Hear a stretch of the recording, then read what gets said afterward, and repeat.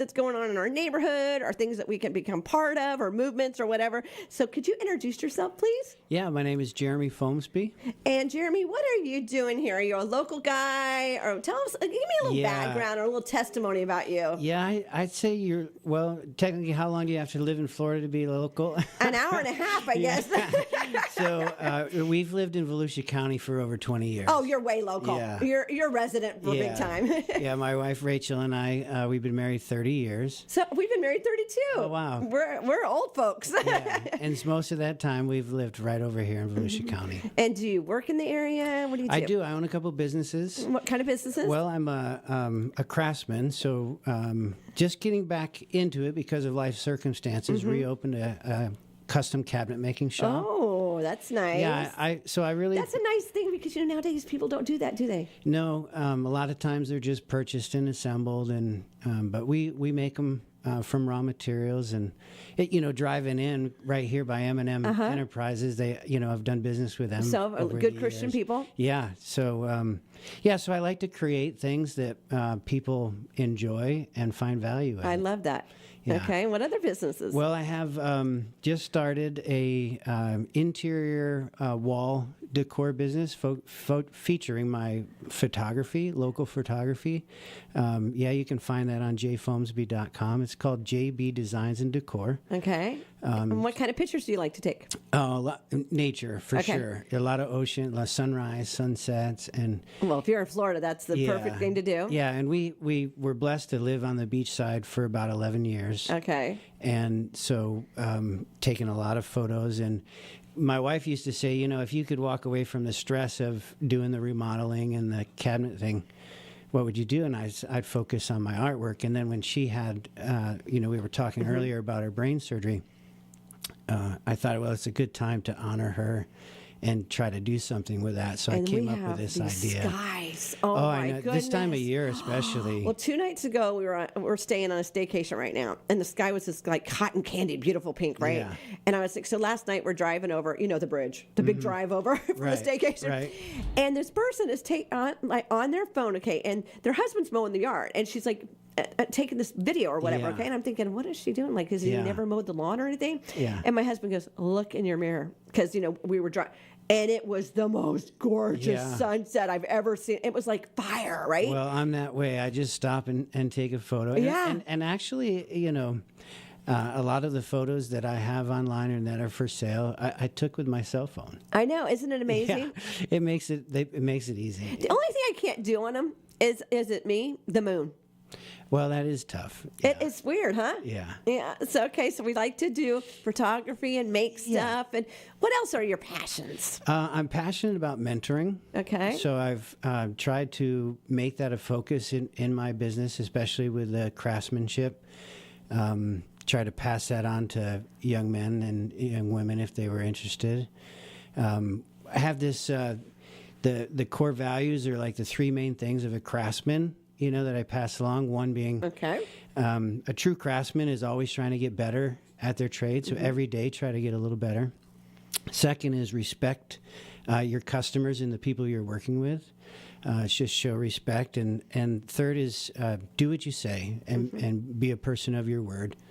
Don't you think that's our generation more than it is the other generations? Well, yeah, but I think if you can do those 3 things and be faithful in those 3 areas, within the trade, you'll always have work. I totally agree. I feel like right now we have a huge revival going on with the younger generation. I really do this last few months. I just feel this new wave. And I feel like in that new wave, these people want to be more...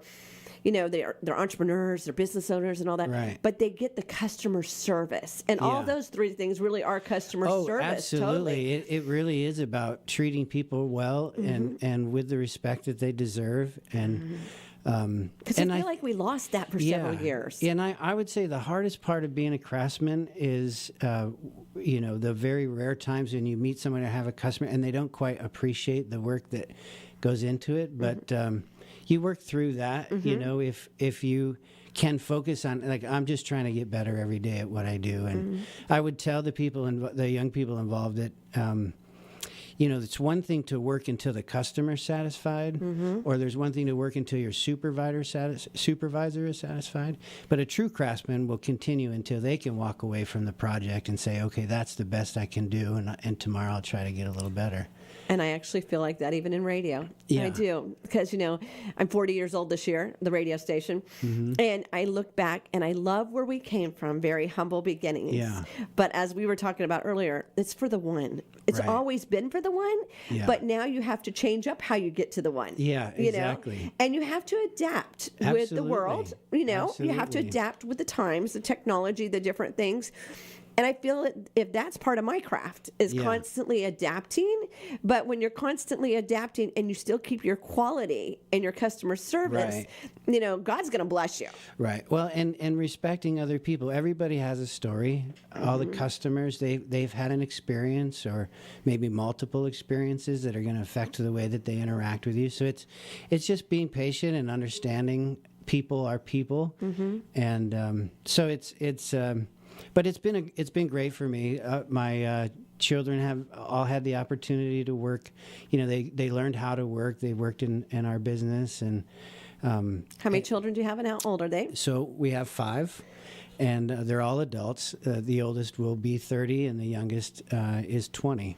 And did anybody follow in your steps, or do they all go off and do other things? Actually, they all are very capable. I have one son right now that is doing it provide for his family. So he's married, and we have one granddaughter. Congratulations. Thank you. They're the best in the world. Oh, it's so exciting. Yeah, it's lots of fun for us.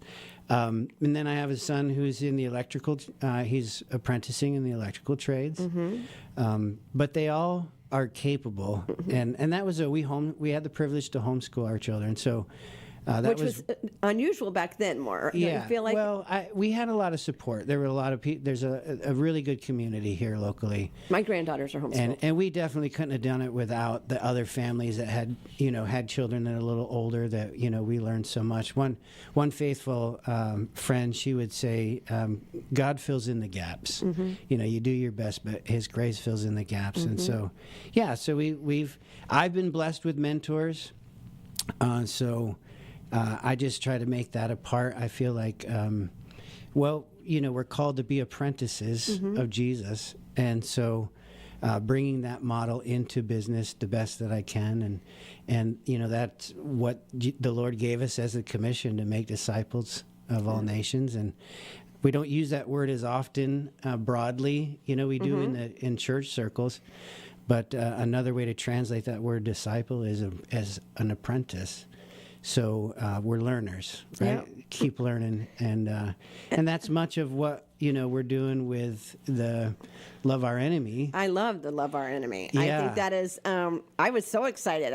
I've shared numerous times. I was a person that needed to forgive somebody, and I was majority of the problem. Can you believe it? Right. I was the problem. Yeah. But I held on to that for years until one day, clear as day, God said, "You can just forgive." I remember I listened to when you had Russ take my ownership in it, right? And I think that was majority of it was my ownership in it, and I'm so thankful. And now, it's funny. There's other things in my life that sometimes will, rear up, and I've had to learn. You know what was my part in it? And as soon as I've taken my part in it, it's went so much better. Yeah. Well, and so for Russ Holloway and myself, this really stems from us wanting to be apprentices, learners of Jesus, and follow his teachings and be obedient.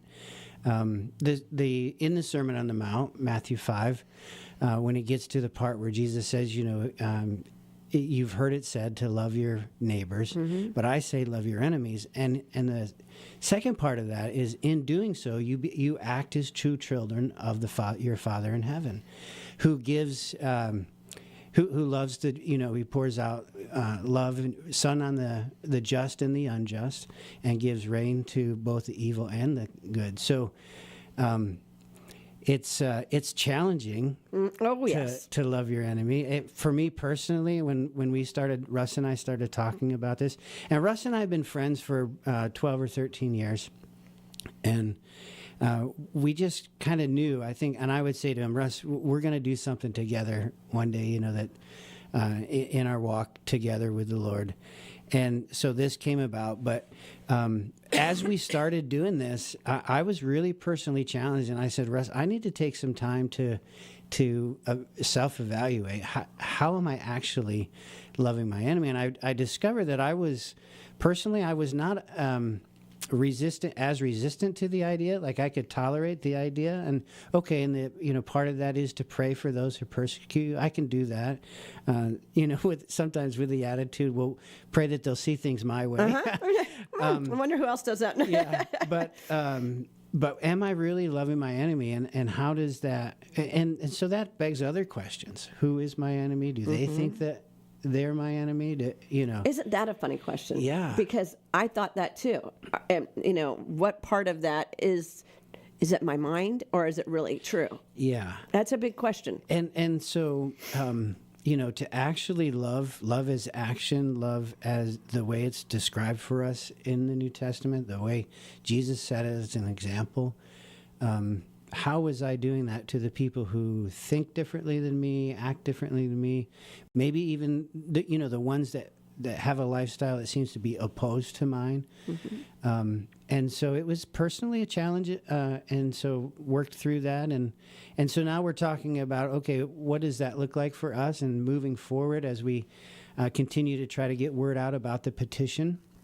Which we have 130 signatures right now. I think that's exciting. Yeah, it is. It started off with a splash, like you would expect, and maybe feels like it slowed down a little. But anyone can go to loverewriteshistory.com, loverewriteshistory.com, and find the petition there.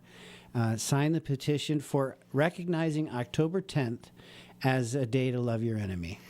I love that it's going to be a day. See, I'm already claiming it, because I'm one of those people that actually looks every day to see what the day is. Yeah, okay. I'm one of those people that says, oh, today's cupcake day or whatever it is. I know there's like 6 things sometimes on one day, okay? And that's fine too, because I picked the one I like. Yeah. But it's funny, I actually every day do that. And so that was what really sparked with me also, that it's really going to be a day. Yeah. And so I can't wait till next October when I can say, today is something I was part of. Yeah. Don't we all want to be part of something? Well, I think that is true. And so whether it, that's the significant day that we'll use to remember. Obviously, it's something we should do every day. Right. But like you said, there's all these days for all these things. Well, let's help ourselves by coming up with a day to remind us to be obedient and love our enemy. Yeah, I personally think we have found, and I found this to be true. So for 8 years prior to COVID, our family went to Sunsplash Park every Sunday morning and just provided donuts and coffee for anyone who was there. A lot of homeless. A lot of folks came from across the street. There's a state-funded group home there, and we just retold the gospel stories. We called it Sunrise at Sunsplash. And so through that time, we met all kinds of different people. And in that time, I never really found anybody resistant to the teachings of Jesus. It wasn't until they heard, oh, this is what Jesus said, that there was some resistance. But who can argue with the golden rule, right? To treat people the way that you want them to treat you. And things like that. So, you were breaking bread with people and they didn't even realize it. Well, it was a great experience, and credit to the 4 young men who started doing it, part of Christian Surfers organization. I've had them in here before. Yeah, and then they were called to do some other things, and our family was just coming back from what ended up being a 2-year trek around the country. Wow. Yeah, we homeschooled our kids, so. From 2010 to 2012, we were intentionally nomadic. Wow. And we traveled, at one stretch, we went 13,000 miles through the U.S. In 89 days. And you still loved all each other. Well, that must have been an adventure. What were you in, like in a bus? What were you, now I want to know. In a van. Okay. Yep. In a normal van? In a large, 15 passenger van that we took a row or two, I can't remember, and we we reduced all our belongings down to what we could carry.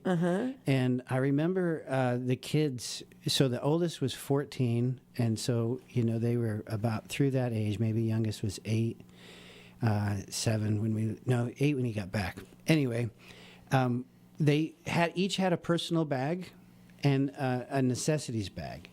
And when we got rid of most of the stuff that we owned, they all kept something. They're like, well, here's some sentimental things. Here's a tote we're going to keep. At the end of that trip, they almost had forgotten about the belongings that they had in the totes. And someone asked our youngest son, who I think was 8 at the time, what did you learn on such an adventure like this? And his answer was travel light.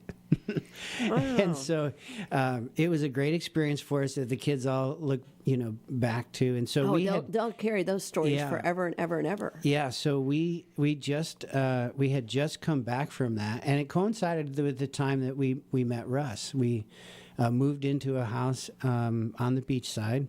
We're sharing it, the upstairs. Aaron and Bridget Green. Aaron's a pastor locally now. And we were just ministering on the beach side, trying to meet people and be a light in that neighborhood.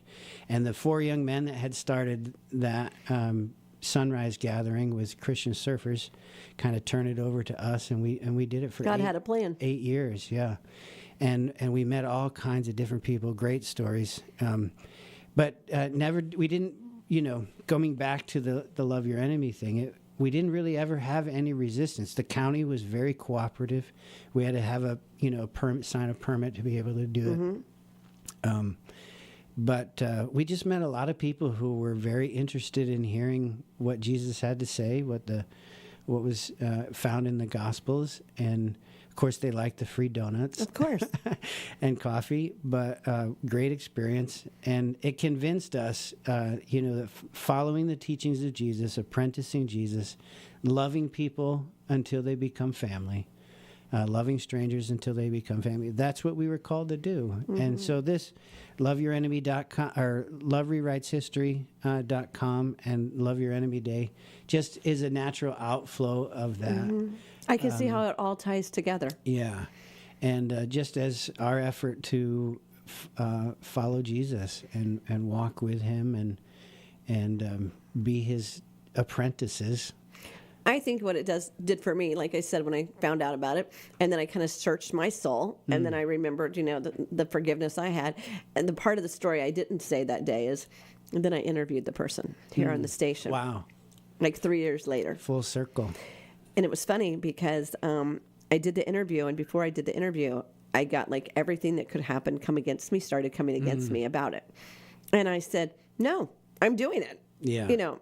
I'm doing it. And I did the interview, and that was like the end of the healing. I know that sounds weird, but like I knew the healing had happened when I went to the funeral, saw the person in person. Yeah. But there was one part of it that was still weird. Okay. Yeah. And I didn't know that it was weird at the time. When I left the funeral that day, I thought all was forgiven. Yeah. God is so good. But there was something that still needed a little tweaking. Well, that's interesting that you say that, because you brought them into this space. You brought them into your space. Yeah. And when, that's an answer to the very common question that is raised in this is, so what's next? How do I actually love my enemy? And hospitality, I believe hospitality is a tremendous context, not only to share the love of Jesus, but to love your enemy. So imagine all the, at the time that Jesus was teaching this to the disciples, they were, they were being occupied by the Roman Empire, and they had to deal with their enemy in their own space and in their place. And so inviting people into your space, into your, whether it's your home, of course, being safe, there's wisdom that has to take place. But through hospitality, which directly translated from the original language in the New Testament is the love of strangers. to love strangers. Wow. So hospitality is a context. And so it's one of the next steps, Russ and I feel like, for Love Rewrites History, is we're going to be hosting some fellowship food dinner events. Food is always important. Yeah, breaking bread. I think Jesus did a lot with the disciples around the table, right? See, I didn't even know about that whole hospitality thing till just now when you told me that. Yeah. Isn't that weird that I never brought that up either until me and you were talking? Yeah.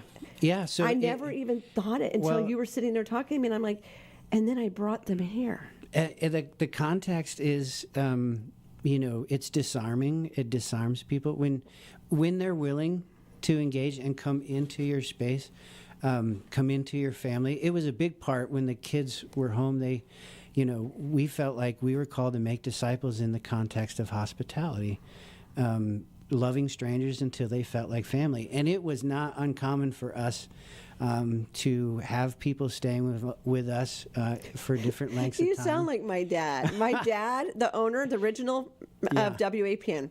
We would never have a normal life. Okay, I grew up with there'd always be a stranger. I mean, we would come down to have Thanksgiving, and there would be this person at the table, and we'd be like, "That's beautiful." And I'd be like, "Dad," and he'd have a story, and he picked him up here. And sometimes it was scary. Okay, Well, sometimes he wasn't smart. I'm not going to lie to you. Right.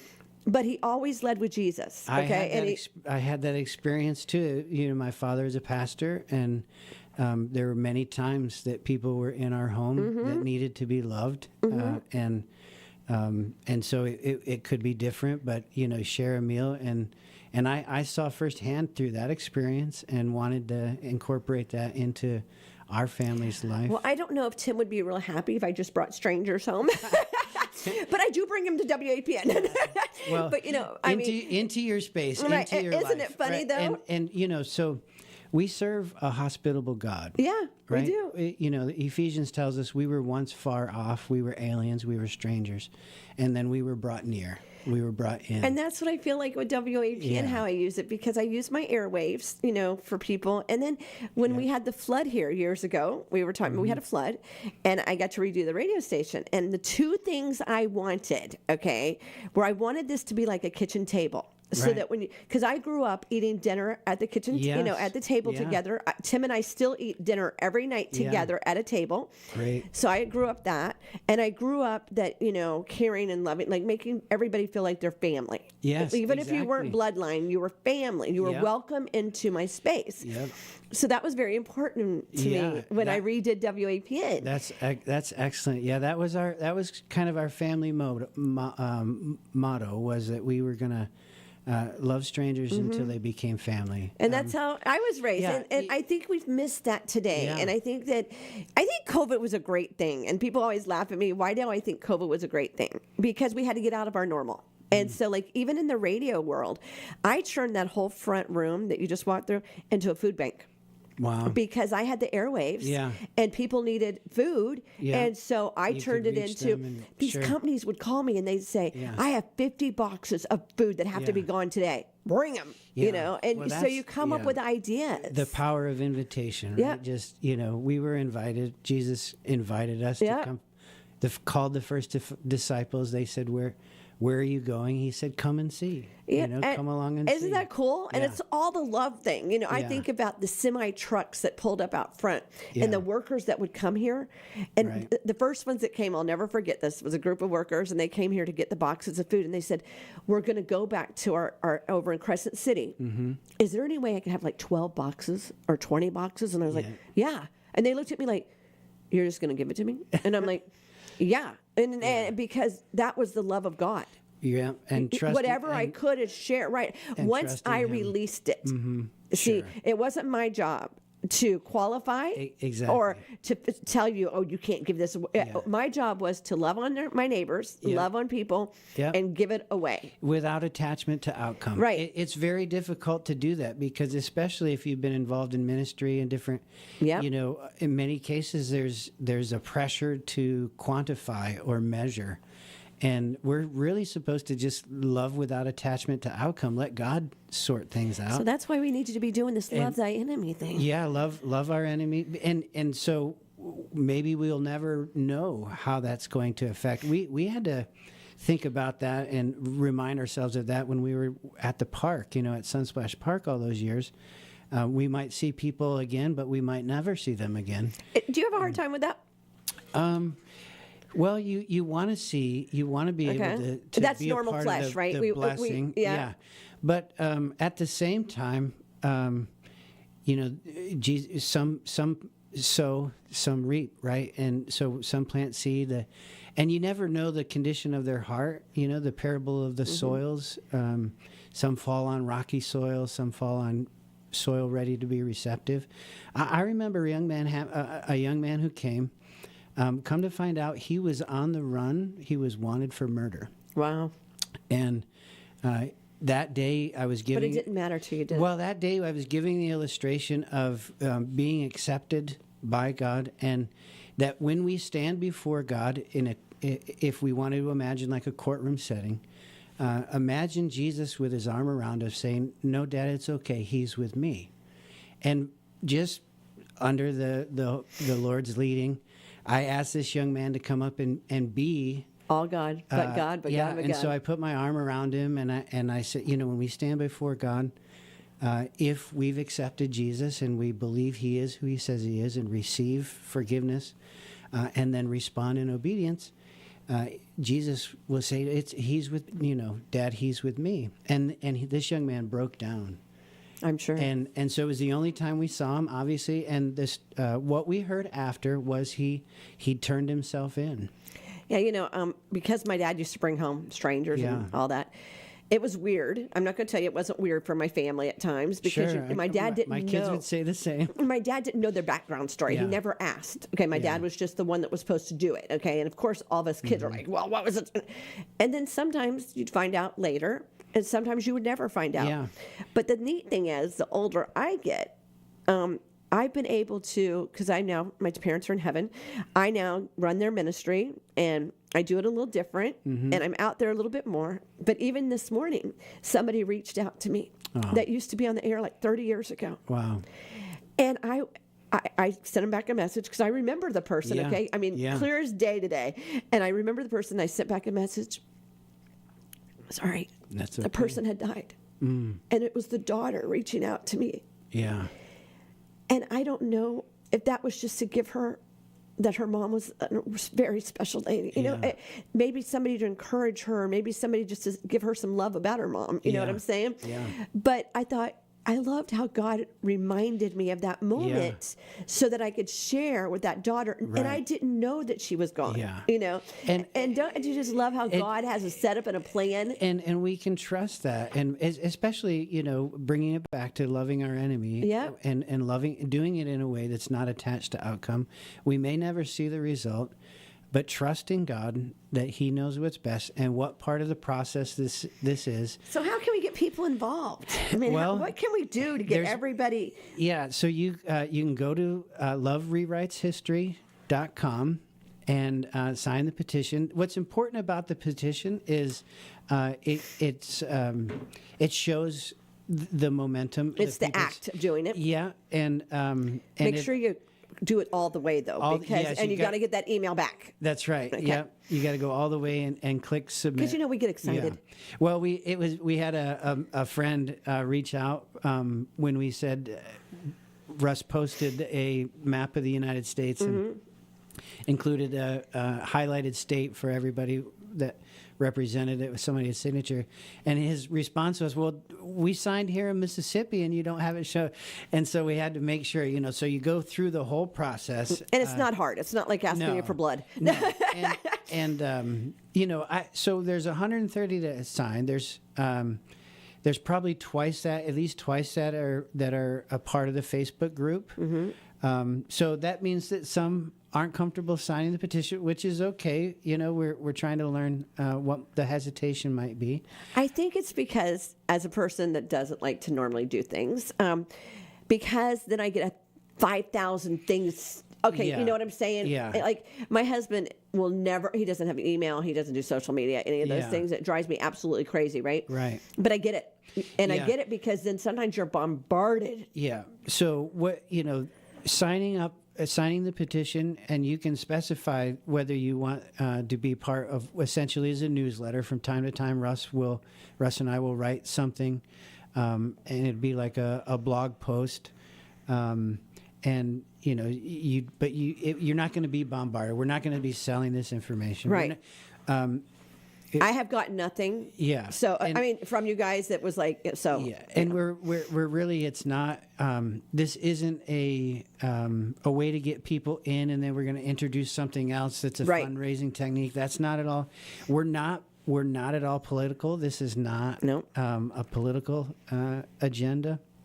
It truly is about us personally following the teachings of Jesus, being obedient, spreading the love of God, not just to our neighbor, not just to our friends, but to our enemies, so that they can encounter God. So what is the best way for people to, they've listened to us, but now they're going, do you have a website? Do you have Facebook? Yep, the website. What should we do now that we've been listening? Stay engaged. The website, loverewriteshistory.com. Share that with your friends. The Facebook page is loverewriteshistory.com also. You can share the Facebook page, invite your friends, and just get the word out there, and then share your experience with us. The story isn't it? Yeah, it really is. The last time Russ and I met for coffee, we had these little flyers, which if people are, we can make these available. It's got a QR I took code. a picture of it and sent it to everybody. Yeah. And so we had those on the table, and two men sat across from us and obviously looked at it, and it just opened up the conversation. We had no idea of their experience, their connection, if any, with God, but it opened up for good dialogue, and people have been very receptive to the notion of, we definitely need this in today's social climate, in our cultural climate, especially here in the United States, trying to find a way to counteract the division, and we don't get into where that comes from, or we just know that God is love, and He so loved the world that He sent His Son, that whosoever believes in Him will not perish but have everlasting life. And so we want to love others in obedience to Him. How many signatures does it take to make that day a real day? Well, so because I'm already claiming it. Yeah, so our goal is to collect 1 million signatures, even if it takes us the rest of our life. I know, I love that. That's so cute when you say that. And so. Is that what it takes, 1 million signatures to make it a day? We really don't know. Okay. So, but we'll start to get a better idea, and when we can get around the 10,000 signature mark, and we'll start visiting the people that we need to visit, and start the discussion. Hey, people are serious about this. What does it take? And so we are getting some advice. You're going to have meet and greets, right? About that. We're going to have some hospitality events. And we just want to be available to help share our experience. Russ, obviously, with his professional skills and what he's learned over the years, he speaks to it in a different way than I can. I'm involved with a lot of women's groups. And one of the things I've noticed the last 2 years that has changed is that they actually have where you walk into these business meetings or women's groups or whatever you're doing, and they'll ask you, could you check in, or could you do this? And at first I was like, another thing, but actually I get it. You know why? Yeah. Because it's taking accountability that I'm actually there or whatever, or it's put me to the website for what we're going to talk about that night, or PowerPoints or whatever. Yeah. And I could kind of see you guys having, I call them meet and greets, I don't know what you want to call them, but where people come, bring a friend or whatever, and then we hit the QR code and we get to understand and be educated. Any way that we can, encourage people, help to equip them, share their story. Russ and I both do quite a bit of teaching in different ways. Russ and his wife, they just had a marriage workshop. And so I love to simply talk about and teach the teachings of Jesus. What did Jesus say? And so how does that apply to our lives practically? How can we practically take steps to love our enemy. Those are the things we want to talk about, and learn and hear other people's story. And like you said earlier, we want to belong to something. When we do this together, when we act as the body of Christ, we'll impact the world. At the very start of the Sermon on the Mount, which is where this teaching to love our enemy comes from, Jesus is explaining, you're the light of the world. You're the salt of the earth. And so we're supposed to let our light shine. And I love it when I read that scripture or talk about that. Actually, in homiletics class in Bible college, it was the first sermon I ever preached was "You are the light of the world." And I'm thinking back when I was at First Baptist Church, that was the first song, "This Little Light of Mine." Exactly, that's what I was getting to. See? Hide it under a bushel. Yeah. No, That was I'm my gonna first thing I got it Reformed, and here I am. How many? 50 years later? Yeah. So, and that comes to my mind. This little light. Yeah. Yep. So when all these lights come together, Yep. and we take the basket off and let it shine together, we really will be representing the light of the kingdom. And so I can't wait for this to become a real day, and I could say I was on the forefront of it all. So I would also say encourage your church leadership, encourage your pastors to take a look. And would you come speak at a church? Oh, absolutely. Okay, so if last invited, time, tell us. Yeah, last time, tell us where we're going. LoveRewritesHistory.com. Okay. And the petition is to make October 10th a day to love our enemy. And make sure you go through the whole entire thing, and you'll get the only email you'll probably get back is just the one that you did do it. Now, I have not got any other ones since then. So I did get the one back that said, yes, I did it. You want to make sure you get the one back that says, yes, you did it, or you didn't do it all the way. And find us on Facebook, LoveRewritesHistory.com on Facebook. Share it with your friends. Encourage people to go, and then communicate with us on how we can help. And so thank you so much. Oh, thank you for coming. And I want to say thank you also, being Veterans Day. Thank you to the veterans, the men and women who've served previously and are currently serving in our military. I'm so thankful for them. I have a lot of military family, and I'm very thankful. Me as well. Grandfathers and my own father and my 3 older brothers all served. I have a sharpshooter as one of my nephews, and my other nephew is a Black Hawk pilot. Wow. And then we have other members, but those are like the 2 that I always, I'm big into praying for people as I'm driving, and I have a grandson that's a sheriff deputy. So I'm always praying for the police officers and stuff. And then I've made sure that I also include all of our servicemen, because I kind of, you don't see them, but they're out defending our country. Absolutely. And so even though we don't see them or him or her, we need to make sure we're covering in prayer. Would you like to pray for them as we go off the air? Absolutely. Okay, That would be awesome. Go ahead. Be great. Father, we thank you for the sacrifice and the love that the men and women who serve to protect our country, and we just ask you to bless them. We ask you that you would keep them safe, that you would give them wisdom and strength, that you would protect their families. Their families make tremendous sacrifices as well. We pray that you would comfort those who've lost loved ones in service. And we just ask you, Father, that you would give them grace and a unique opportunity to love their enemy. And the challenge that might be. So we lift up the veterans to you. We celebrate them, and we're grateful for them, and we ask you to bless them.